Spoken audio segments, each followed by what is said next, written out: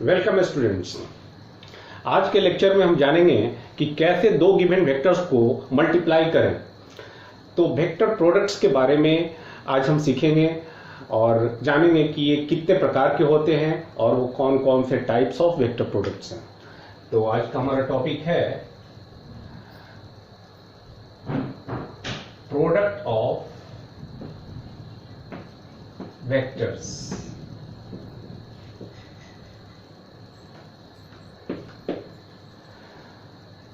Vectors को दो तरीकों से मल्टीप्लाई कर सकते हैं। There are two type of products, vector products.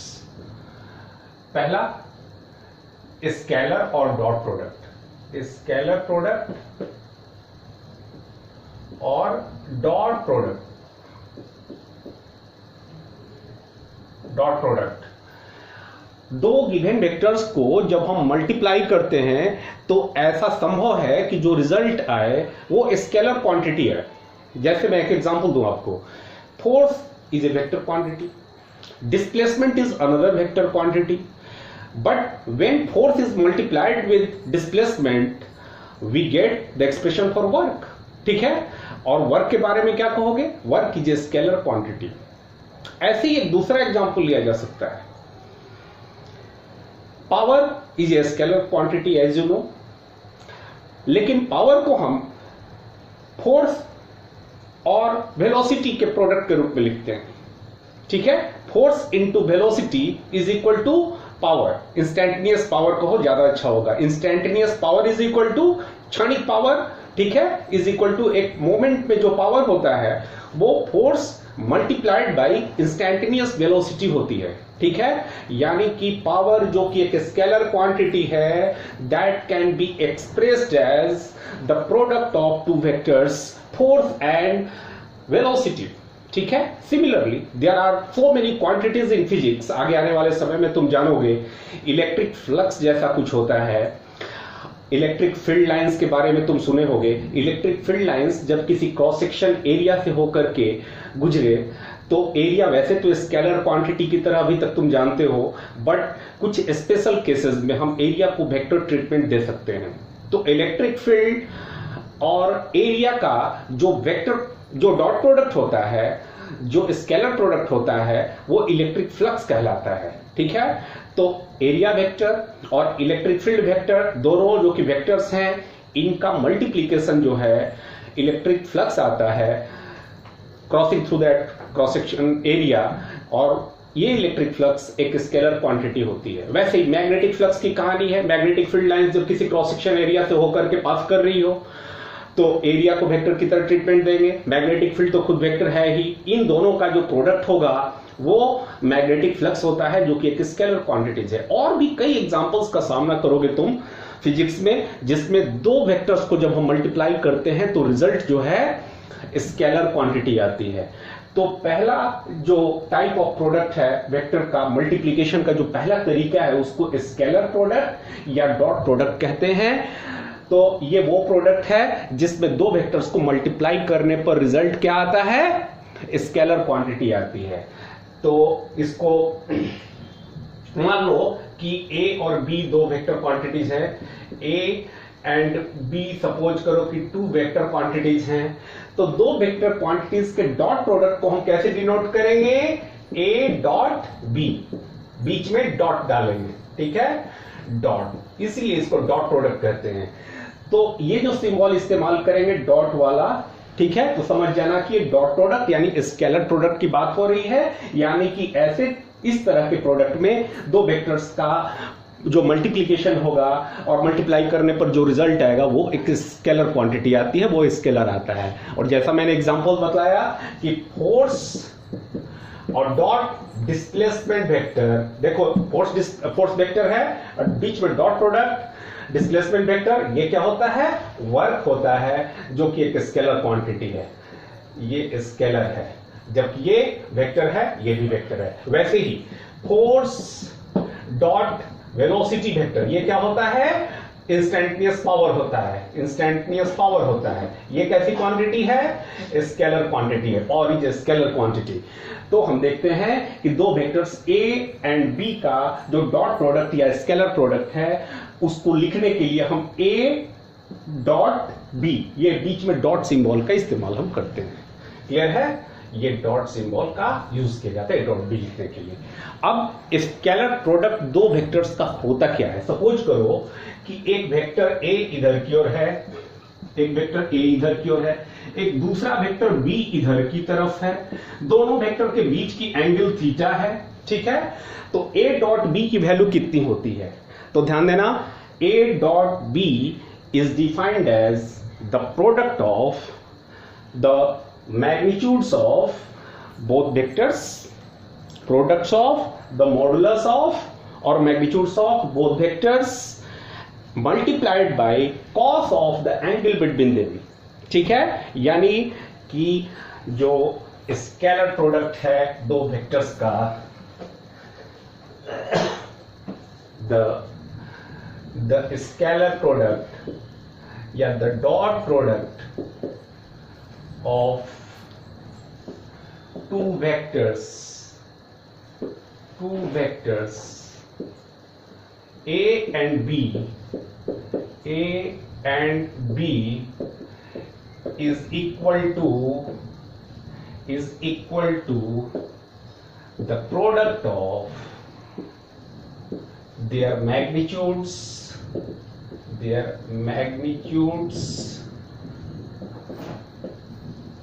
and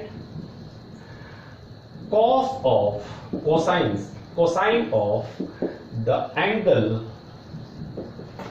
and the cosine of the angle between two vectors,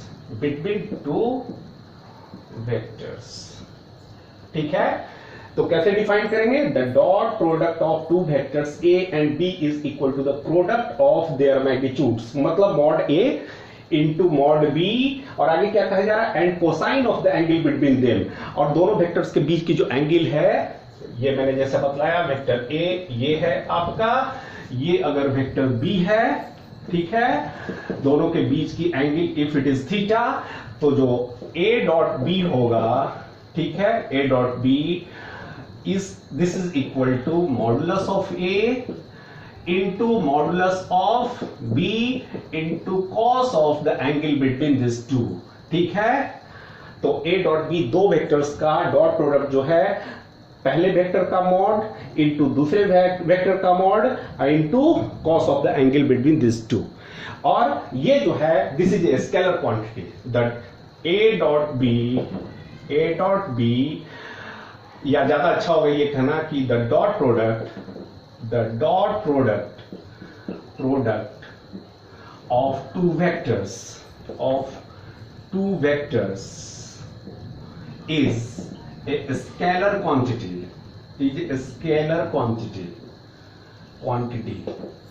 as for example the dot product of force and displacement equals work, which is a scalar,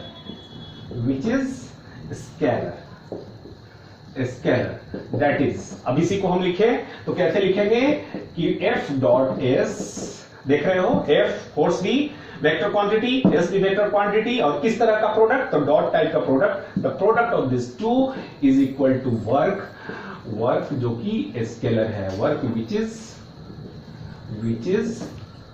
scalar. तो इस तरह से हम देखते हैं कि दो vectors का डॉट प्रोडक्ट जो है दोनों वेक्टर्स के मैग्नीट्यूड्स के प्रोडक्ट के बराबर इनटू दोनों के बीच की एंगल के कॉस थीटा इनके बराबर होता है, और ये एक स्केलर क्वांटिटी है। और एक एग्जांपल की मदद से इसे हमने समझाने की कोशिश की, ठीक है। और भी एग्जांपल्स हो सकते हैं, और जैसा मैंने बताया कि the dot product of force and instantaneous velocity gives the instantaneous power, ठीक है, तो अब हम जानते हैं, ये तो जान गए कि dot product of two vectors क्या होता है। अब हम ये जानेंगे कि what is the geometrical meaning of dot product of two vectors. तो now will discuss the geometrical meaning of dot product.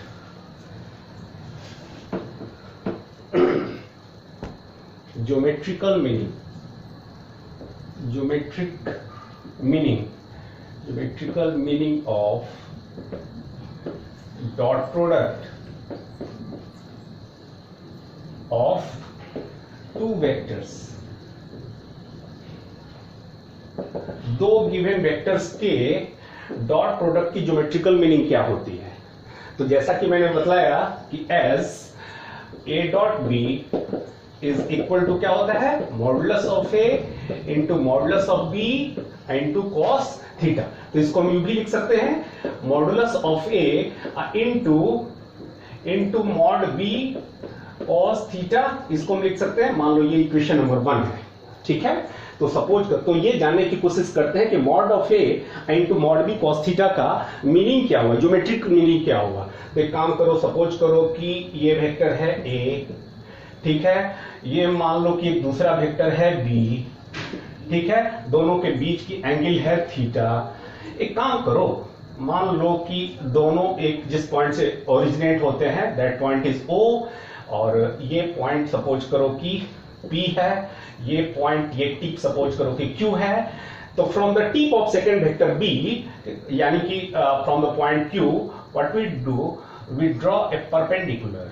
हम एक परपेंडिकुलर ड्रॉ करते हैं पहले वेक्टर A पर, ठीक है।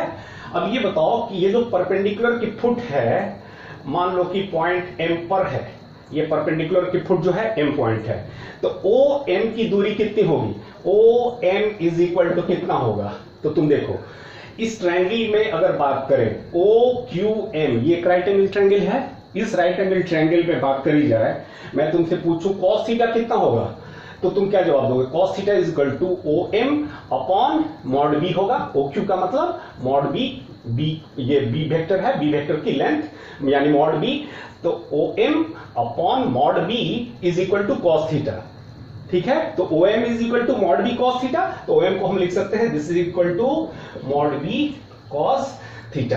तो तुम ध्यान देना, OM क्या हो गया और ये OM क्या है, जरा ये देखो, OM जो है ये B का कंपोनेंट हुआ along vector A।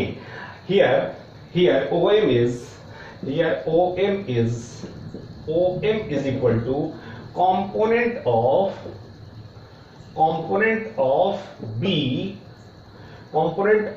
B along A, component of B along A।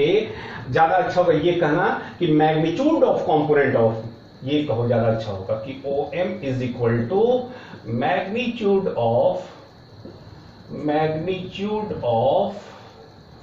Component of B along A। तो OM हो गया magnitude of component of B along A। अब तुम इक्वेशन नंबर 1 को देखो, तो हम इसकी जगह पर लिख सकते हैं कि magnitude of B component of B along A। तो हम इसको ऐसे लिख सकते हैं कि पहले वेक्टर का मैग्नीट्यूड, अगर पहला वेक्टर हम A को मान लें, तो पहले वेक्टर का मॉडुलस इनटू दूसरे वेक्टर का कंपोनेंट along फर्स्ट वेक्टर। ध्यान देना, ये B cos थीटा क्या है, B cos थीटा OM है, जो कि दूसरे वेक्टर B का A के along क्या है, कंपोनेंट है, ठीक है, जो कि मॉड B cos थीटा है। तो from equation 1 A dot B may also be written as magnitude of A into component of B along A, component of B along A। और बात सिर्फ इतनी नहीं है, तो एक और चीज देखो, अभी तो हमने ये निकाला कि ये जो mod A into mod B cos theta है, इसकी, जिसको हम mod A into mod B cos theta लिख सकते हैं, और मॉड बी कॉस थीटा क्या हुआ, दूसरे वाली वेक्टर B का वेक्टर A के along कंपोनेंट हो गया, ठीक है, यानी कि ए डॉट बी को हम लिख सकते हैं modulus of A into component of B along A. इसको हम उल्टा भी कर सकते हैं। तुम एक चीज देखो, इसी ड्राइंग में हम थोड़ी सी हेल्प करें अगर, तो एक बात बताओ, हम ए डॉट बी को यू भी लिख सकते हैं, this is equal to A dot B is also A dot B is equal to modulus of B. ध्यान देना, हम मॉड ए को पहले लिखे, मॉड बी को बाद में लिखे, मॉड बी को पहले लिखे, मॉड ए को बाद में, उससे क्या फर्क पड़ता है? तो this can also be written as A dot B is equal to mod B into mod A cos theta. यू भी लिख सकते हैं, मॉड ए कॉस थीटा भी लिख सकते हैं। अब एक बात बतलाओ, ये मॉड ए कॉस थीटा क्या है? चलो, ये हो गया मॉडुलस बी। अगर हम वेक्टर ए से वेक्टर बी पर एक परपेंडिकुलर ड्रॉ करें, वेक्टर ए से बी पर, चलो इसको हाइपोथेटिकली एक्सटेंड कर देते हैं, काल्पनिक रूप से बी को हम यहां से बढ़ा देते हैं थोड़ा सा, और from the tip of vector vector A की टिप क्या है? पी पॉइंट है। पी पॉइंट से एक परपेंडिकुलर ड्रॉ करते हैं यहां पर, ठीक है। ए वेक्टर ए से वेक्टर एक्सटेंडेड वेक्टर बी पर हम एक परपेंडिकुलर ड्रॉ करते हैं। ये सपोज करो ये पॉइंट है हमारा क्यू, ध्यान देना, दिस पॉइंट इज क्यू, और ये जो परपेंडिकुलर की फुट है, सपोज करो कि ये पॉइंट एल है, ठीक है। तो मैं अगर ये पूछूं तुमसे कि ओ एल कितना होगा, ओ एल बताना, तो क्या होगा? तो ओ एल बराबर हो जाएगा मॉड ए कॉस थीटा, ठीक है, मॉड ए कॉस थीटा हो जाएगा ओ एल, ठीक है। तो ये बताओ कि mod B into mod A cos theta को हम क्या लिखें? तो mod A cos theta is equal to O L, तो this is equal to mod B into O L, ठीक है। क्यों? क्योंकि यहां पर ओ एल जो है मॉड ए कॉस थीटा है। कैसे भाई? तो तुम देखो यहां पर इस ट्रायंगल में बताओ, ओ पी एल में ये एंगल राइट एंगल है, हमने क्या किया है? पी पॉइंट से from the tip of vector A हमने परपेंडिकुलर ड्रॉ किया है इस एक्सटेंडेड वेक्टर बी पर। तो as in triangle O P L cos theta is equal to बताना, यहां पर बेस क्या हो जाएगा? बेस हो जाएगा ओ एल अपॉन हाइपोटेन्यूज क्या हो जाएगा? OP is equal to this is equal to O L upon mod A हो जाएगा। तो हम इसको ऐसे भी लिख सकते हैं कि this implies O L is equal to mod A cos theta. समझ में आ रही बात? तो ये जो मॉड ए कॉस थीटा है, इसकी जगह ये हमने क्यों लिखा है मॉड ए कॉस थीटा की, समझ में आ रहा है? तो ए डॉट बी को हम यू भी लिख सकते हैं, और ये जो हमारा रिजल्ट आया था से दिस इक्वेशन नंबर 2, और अब जो आ रहा है इसको समझो पहले। तो A dot B can also be written as mod B into O L. O L is the component of A along vector B. O L क्या है? तो ए का कॉम्पोनेंट अलोंग बी वेक्टर है। तो this can also be written as कि mod of B into component of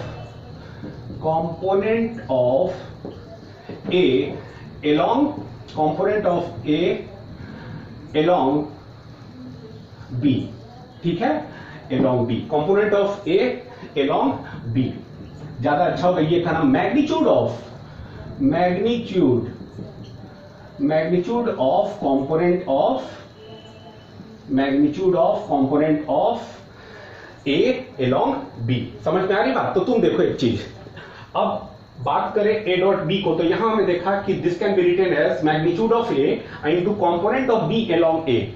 और ये जो भी आया हमारा, इस रिजल्ट को अगर हम इक्वेशन नंबर 3 से एक्सप्रेस करें, तो अब जो रिजल्ट आया है इसके according A dot B can also be written as mod B. ध्यान देना, यहां था मॉड ए और यहां है mod B into component of A along B, ठीक है, mod B into component of A along B. यानी कि ए डॉट बी का जो डॉट प्रोडक्ट है वो ए और बी में किसी को भी फर्स्ट वेक्टर मान लो, वो फर्स्ट वेक्टर का मॉडुलस इंटू सेकेंड वेक्टर का कंपोनेंट अलोंग फर्स्ट वेक्टर, ठीक है। तो अगर जनरलाइज करें इस चीज को, इतना उतार लो, तो 10। तो ज्योमेट्रिकल मीनिंग क्या हो गया? तो ज्योमेट्रिकल मीनिंग तो 10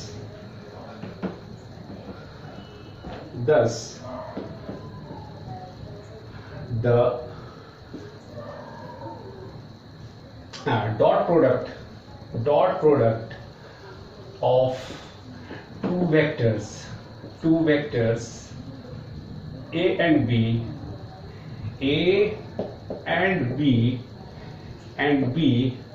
is equal to या एक काम करो, dot product of two vectors is equal to geometrically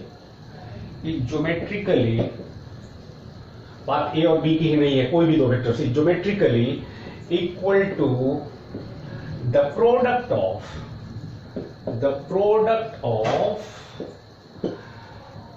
the magnitude of one vector, first vector, किसी को भी फर्स्ट बना लो, फर्स्ट वेक्टर इनटू एंड करो the product of the magnitude of first vector and the component of second vector along the first. तो इस तरह से हमने ज्योमेट्रिकल मीनिंग क्लियर कर लिया। तो the dot product of two vectors is geometrically equal to the product of the magnitudes of first vector and the component of second vector along the first one. ठीक है, तो इस तरह से हमने ज्योमेट्रिकल मीनिंग को समझ लिया। अब ये जो डॉट प्रोडक्ट या scalar product of two vectors है, इसकी प्रॉपर्टीज की बात करते हैं। तो properties of scalar product, properties of scalar और डॉट प्रोडक्ट, तो कुछ प्रॉपर्टीज हैं बड़े इंपॉर्टेंट, इनको ठीक से समझना आप लोग। तो फर्स्ट प्रॉपर्टी की बात करने जा रहे हैं, जो कहता है कि the scalar product is commutative. The scalar product is commutative. क्या हुआ इसका मतलब भाई? इसका अर्थ यह हुआ कि A dot B is equal to B dot A। ध्यान देना, A dot B is equal to B dot A। A की जगह B कर दे, B की जगह A कर दे, इससे वैल्यू पर कोई प्रभाव नहीं पड़ेगा। क्यों भाई? तो प्रूफ देख लो। तो A डॉट B कितना होता है बताना? A dot B is equal to mod A mod B cos theta. ठीक है, B डॉट A क्या हो जाएगा? B dot A this is equal to mod B mod A cos theta. ठीक है, बताना तो इसमें और इसमें कोई अंतर है क्या? दोनों तो एक ही भाषा है ना। A की जगह B की जगह A लिखा हुआ है बाद में दूसरे में, तो ये वैल्यू और ये वैल्यू दोनों चूंकि इक्वल हैं, इसीलिए A डॉट B जो होगा वो B डॉट A के इक्वल होगा। क्लियर है? तो इसको हम कहते हैं कॉम्यूटेटिव प्रॉपर्टी, यानी कि the scalar product of two vectors shows the commutative property। अब दूसरी प्रॉपर्टी की बात करते हैं कि the scalar product is distributive, यानी कि the scalar product, दूसरा the scalar product is distributive over addition। क्या हुआ इसका मतलब? दैट इज, इसका अर्थ यह हुआ कि A dot B plus C, ध्यान देना एडिशन पर B plus C dot A कर दिया जाए तो ये क्या हो जाएगा? ये डिस्ट्रीब्यूट हो जाएगा, यानी कि this can be written as A dot B plus A dot C। ठीक है, मैं इसको विदाउट प्रूफ बता रहा हूं। तो ये रूल चलता है डॉट प्रोडक्ट में कि ये ओवर एडिशन जो है ये डिस्ट्रीब्यूटिव प्रॉपर्टी शो करता है। ठीक है, अच्छा, दो वेक्टर्स अगर म्यूचुअली परपेंडिकुलर हो तो तीसरी property, third property, if two vectors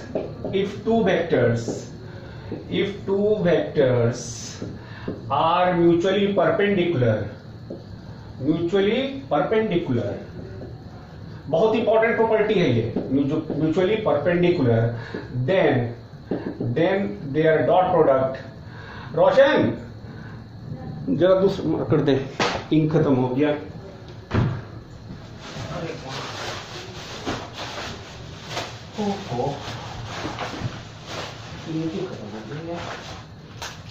हाँ सॉरी इंक ओवर हो गया था। तो if two vectors are mutually perpendicular then, पहले मैं इंक फिलअप कर दूंगा, भागो मत, then their dot product, then their dot product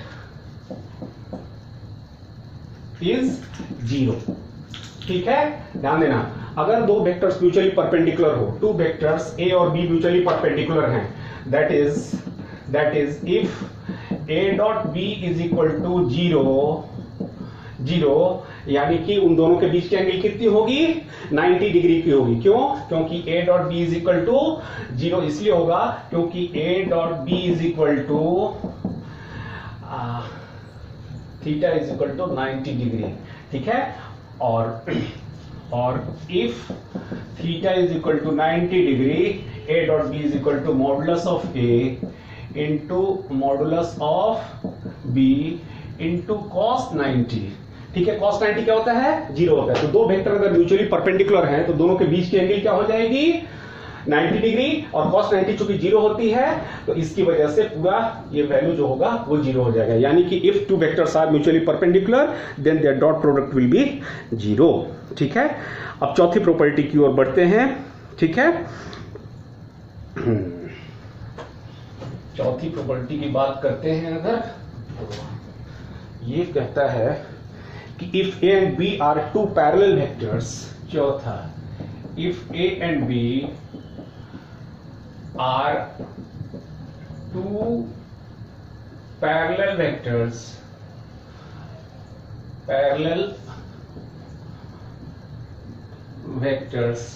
ए और बी जो हैं, यदि दो पैरेलल वेक्टर्स हैं तो their scalar product has, then their scalar product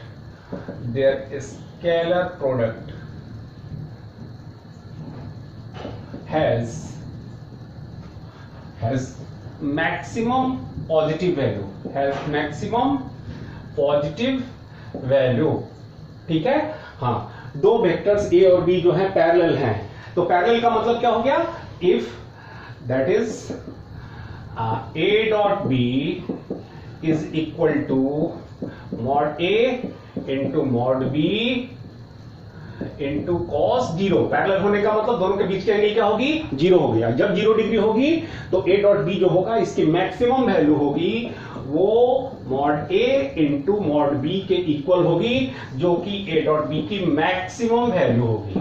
ठीक है, तो दो वेक्टर्स अगर पैरेलल हैं, दोनों के बीच की एंगल 0 है, तो दोनों के का जो डॉट प्रोडक्ट है वो मैक्सिमम पॉजिटिव वैल्यू रखेगा। और यदि इफ टू वेक्टर्स, पांचवी property, if A and B are anti parallel vectors,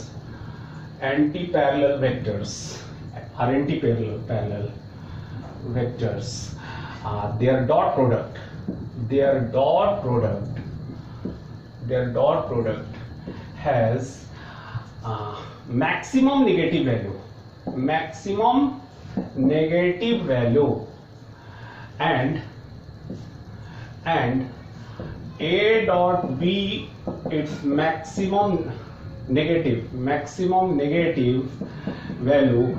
क्यों भाई, तो दिस इज इक्वल टू, क्योंकि दोनों एंटी पैरेलल हैं तो क्या कैसे लिखोगे, मॉड ए मॉड बी, दोनों के बीच की एंगल 180 डिग्री, और cos 180 डिग्री कितनी होती है बेटे, तो cos 180 डिग्री होती है -1। तो this will be equal to -a to -b, that is maximum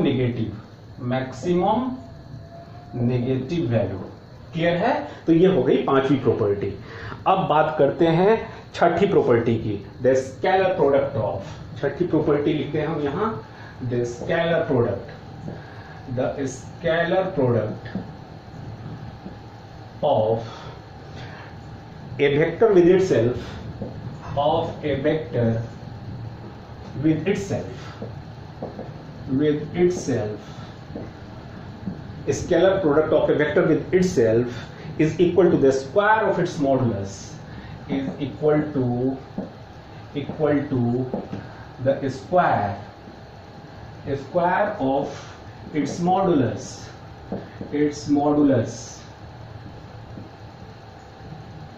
ठीक है। स्केलर प्रोडक्ट जो है दो वेक्टर्स का, जो कि दोनों वेक्टर सेम हो, दैट इज मान लो कि दोनों वेक्टर ए हैं, दैट इज मॉड ये vector A and dot vector A, कितना हो जाएगा बोलो?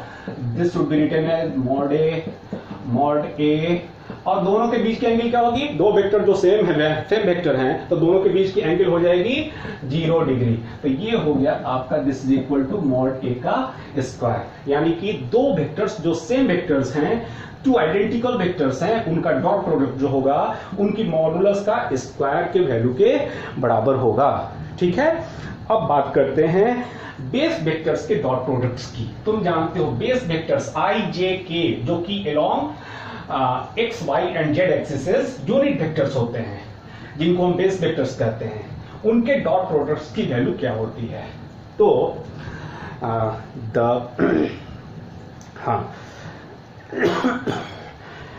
Scalar product of two similar base vectors, सातवीं प्रॉपर्टी, स्केलर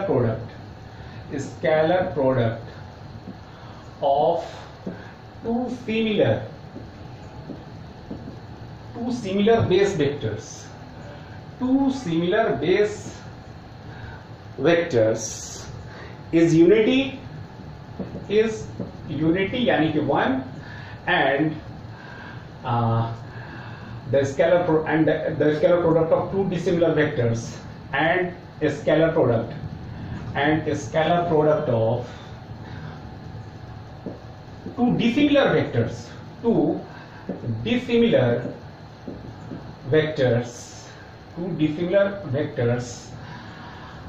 is 0। क्या कह रहा है ये समझना बहुत इंपॉर्टेंट है ये प्रॉपर्टी, ठीक है। ये कह रहा है कि I dot I that is two similar unit vectors, अगर टू सिमिलर बेस वेक्टर अगर लिए जाए, मतलब I डॉट I की बात करी जाए, I डॉट I, तो ये कितना होता है तुम बताओ?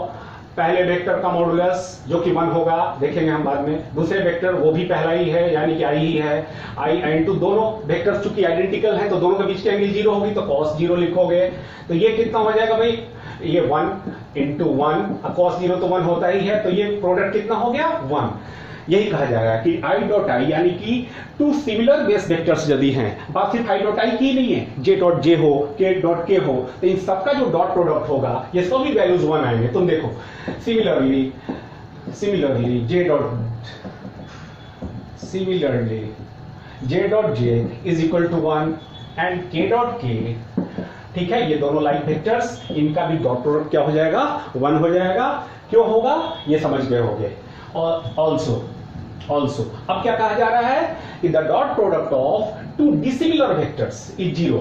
डिसिमिलर वेक्टर्स मतलब dissimilar base vectors, two dissimilar base vectors करो, डिसिमिलर बेस वेक्टर्स कर लो, वेक्टर्स इज 0, ठीक है। ये कर लेना, सॉरी, हाँ, यानी कि I डॉट J जो होगा वो 0 होगा। क्यों होगा? ये देखो टू डिसिमिलर बेस वेक्टर्स हो गए, क्यों 0 होगा? तुम देखो I की डायरेक्शन क्या है? अलोंग एक्स एक्सिस है, पॉजिटिव एक्स एक्सिस। J की direction along positive Y axis है, तो दोनों के बीच की एंगल 90 डिग्री हो गई। अभी हमने बताया प्रॉपर्टी में कि if two vectors are mutually perpendicular, दोनों के बीच की एंगल 90 डिग्री जब होगी तो cos 90 वाला जो टर्म होगा वो 0 हो जाएगा। तो इनका जो प्रोडक्ट होगा, क्यों? Because I dot J is equal to modulus of I into modulus of J into cos 90, और ये 1 into 1 into 0 equal to 0। Similarly I dot K is equal to J dot K, ये सब क्या हो जाएंगे? 0। यानी कि टू डिसिमिलर बेस वेक्टर्स जहां आए उनका डॉट प्रोडक्ट क्या कर देना? 0। कारण तुम समझ गए होगे, ठीक है। अब बात करते हैं, तो एक तरह से हमारे पास एक रिलेशन आ गया कि 10 I dot I is equal to J dot J is equal to K dot K is equal to 1। ये रिलेशन बहुत महत्वपूर्ण रिलेशन है। And I dot J is equal to J dot K is equal to K dot I, ये क्या हुआ, this is equal to 0 because this are the dot products of dissimilar base vectors. ठीक है, अब बात करते हैं scalar product of two vectors A and B. ठीक है, आठवीं property, scalar product of two vectors A and B in terms of rectangular components. ठीक है, हाँ, तो the scalar product of two vectors A and B, आठवीं property, the scalar product of two vectors A and B is equal to the sum of the products, is equal to the sum of, equal to the sum of the products, equal to the sum of the products of their corresponding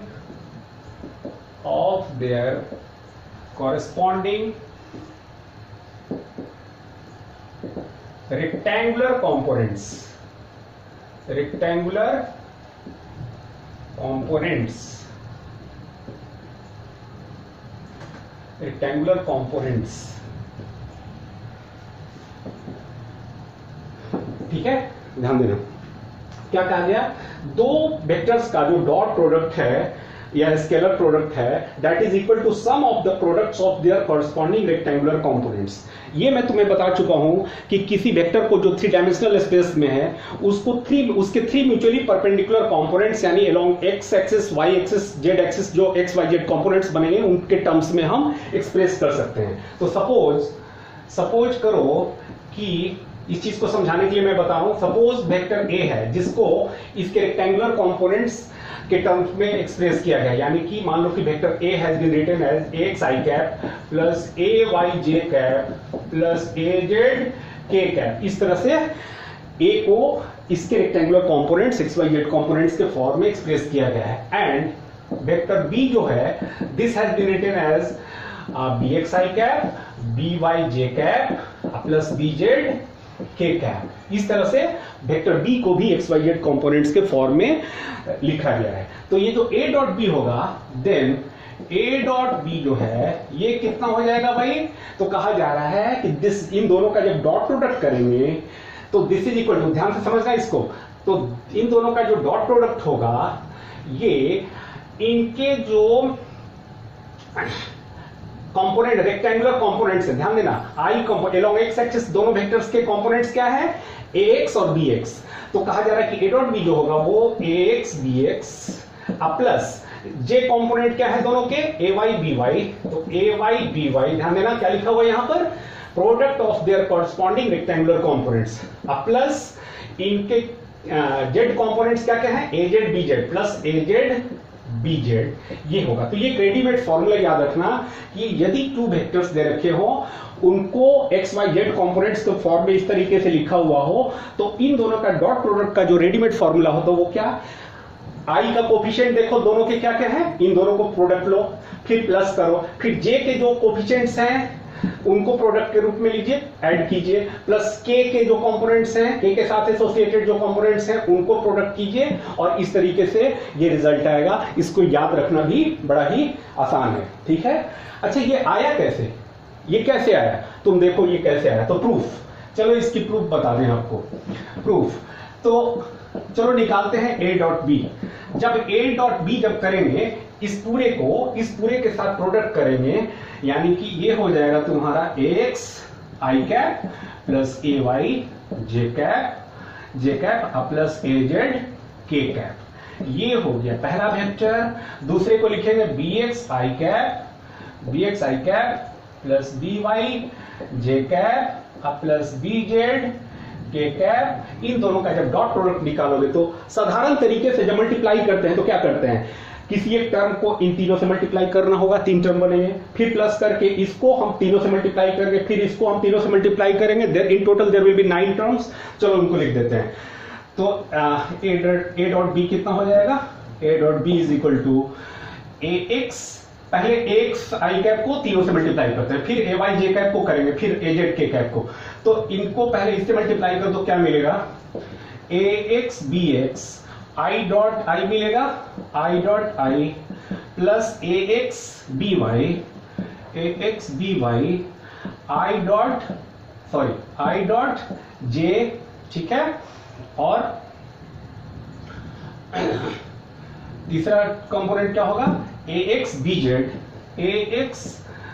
Z I dot K हो गया।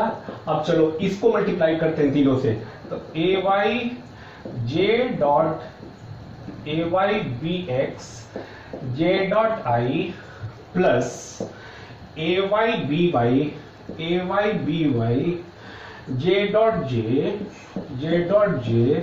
Plus A Y B Z J dot K, ध्यान देना जे dot के plus, अब इससे multiply करते हैं A Z K cap, A Z इसको मल्टीप्लाई करते हैं A Z B X K dot I plus A Z B Y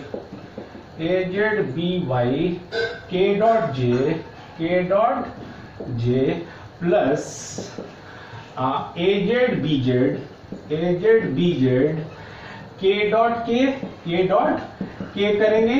अब तुम ये देखो कितने टर्म्स हो गए, 9 टर्म्स हो गए, 4 5 6 7 8 9। अब तुम देखो, अभी हमने एक प्रॉपर्टी बताई है कि लाइक बेस वेक्टर्स जो है उनका डॉट प्रोडक्ट 1 होता है और डिसलाइक बेस वेक्टर्स का प्रोडक्ट जो है वो 0 होता है।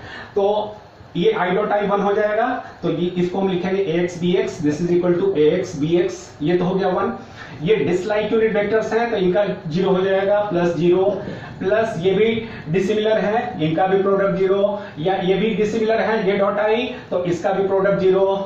चलो इसकी बात करें, ये जे डॉट जे ये 1 होगा, सिमिलर यूनिट वेक्टर्स हैं, सिमिलर बेस वेक्टर्स हैं, तो ए वाई बी वाई बन जाएगा, तो ए वाई बी वाई। अब प्लस तुम इस टर्म को देखो, जे डॉट के डिसिमिलर बेस वेक्टर्स हैं, इनका डॉट प्रोडक्ट 0 होगा, तो ये 0 हो गया, प्लस 0 प्लस ये हो गया के डॉट आई डिसिमिलर, ये भी 0 प्लस यहां लिखो प्लस के डॉट जे ये भी डिसिमिलर है, ये भी 0 हो गया।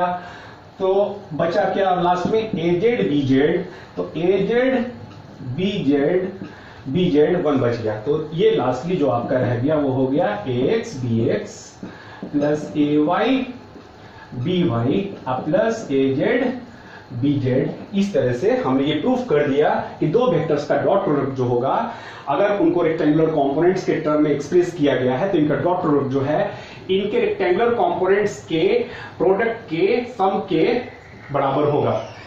आई कंपोनेंट्स के प्रोडक्ट प्लस जे कंपोनेंट के प्रोडक्ट्स प्लस इनके के कंपोनेंट्स, ये जो जेड कंपोनेंट्स हैं इनके प्रोडक्ट्स। तो x कंपोनेंट का प्रोडक्ट प्लस y कंपोनेंट का प्रोडक्ट प्लस z कंपोनेंट का प्रोडक्ट, इस तरह से हम a डॉट b को रेडीमेड फॉर्मूला के रूप में इस्तेमाल करेंगे आगे जब प्रॉब्लम सॉल्व करेंगे। नाउ द लास्ट प्रॉपर्टी, ठीक है। अब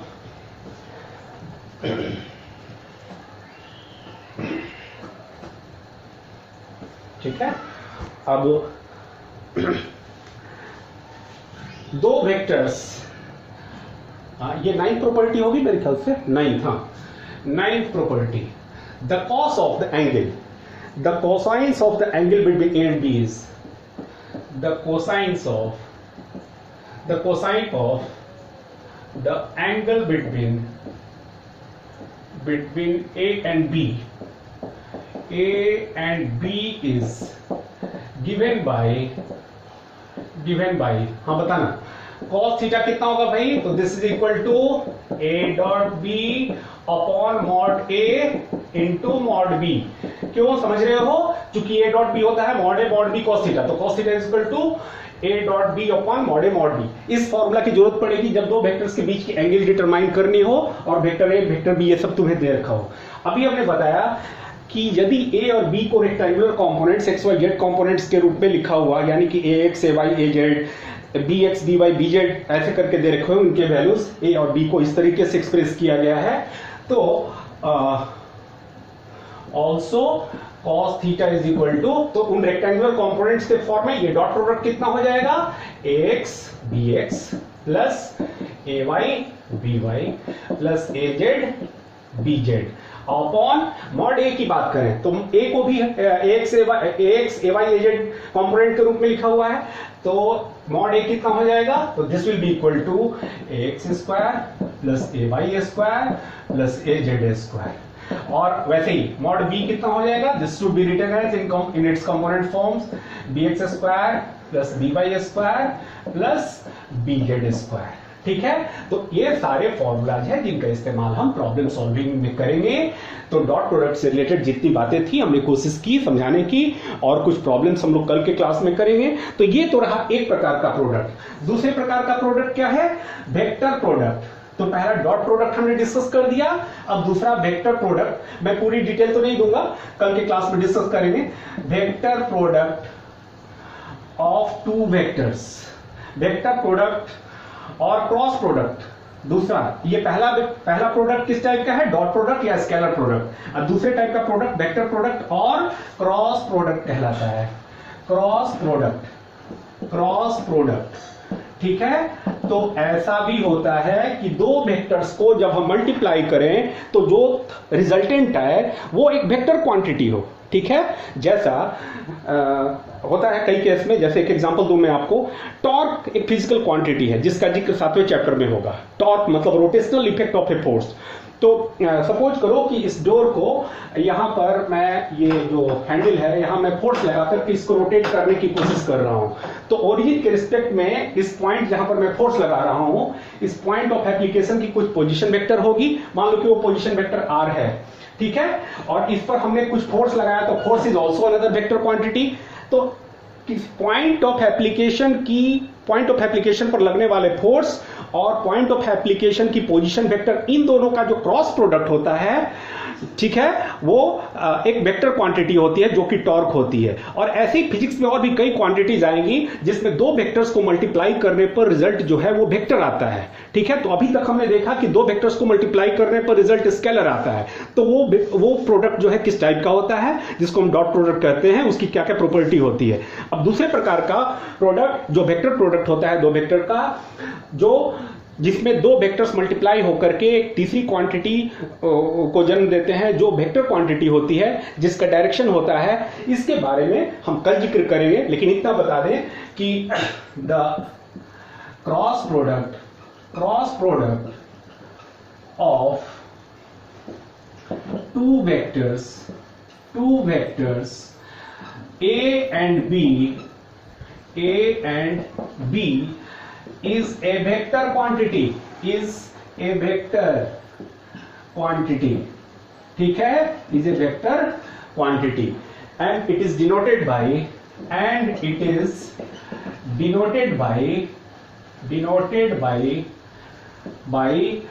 A cross B. It is denoted by A cross B, ठीक है। तो A क्रॉस B का मतलब क्या होता है, ये अब हम लोग कल के लेक्चर में समझेंगे। तो आज के लिए इतना ही। कल के लिए हम बात करेंगे इस टॉपिक को, जो कि vector product of two vectors होता है। Thank you. इस लेक्चर को ध्यान से देखिएगा आप लोग और सारी प्रॉपर्टीज को लर्न कर लीजिएगा।